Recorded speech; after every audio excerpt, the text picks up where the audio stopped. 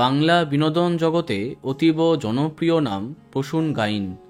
সিনেমায় তাকে যেমন দেখা গিয়েছে, তেমনি ধারাবাহিকেও একাধিকবার দর্শকের মন জয় করেছেন তিনি। সাম্প্রতিককালে নিম ফুলের মধুর ছোটকা হয়ে আরও বেশি খ্যাতি পেয়েছেন এই অভিনেতা।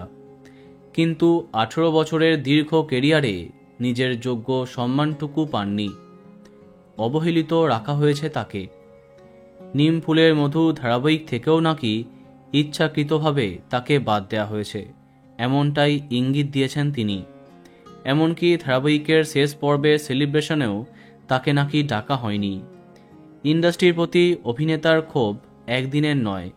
সম্প্রতি একটি পডকাস্টে এসে নিজের জমে থাকা ক্ষোভ উগরে দেন প্রসূন গাইন। প্রসূনের কথায়, আগাগোড়া অনেকেই বলতে শুনেছি প্রসূনের সেলিং নেই, ফেস ভ্যালু নেই, ওকে নিস না। তাহলে আমি কি করব? তাহলে কি যারা দাদা দিদি আছেন তাদের গিয়ে আমি তেল মারব? সবাই জানে আমার কোনো রাজনৈতিক ট্যাগলাইন নেই, অভিনয়টাই আমার কাছে রাজনীতি। আমাকে অনেকেই বলে, এত ভালো অভিনয় কেন করিস, কেটে বাদ দিতে হবে। একবার এক দাদা বলেছিলেন, অভিনয়টা একটু কমা, অন্যদের ছাপিয়ে যাচ্ছে। যোগ্যতা থাকা সত্ত্বেও বারবার অবহেলিত হতে হয়েছে তাকে। প্রসূনের অভিযোগ, ইন্ডাস্ট্রির অনেক বড় পরিচালক প্রতিশ্রুতি দিলেও শেষমেশ তাকে কোনো কাজ দেননি।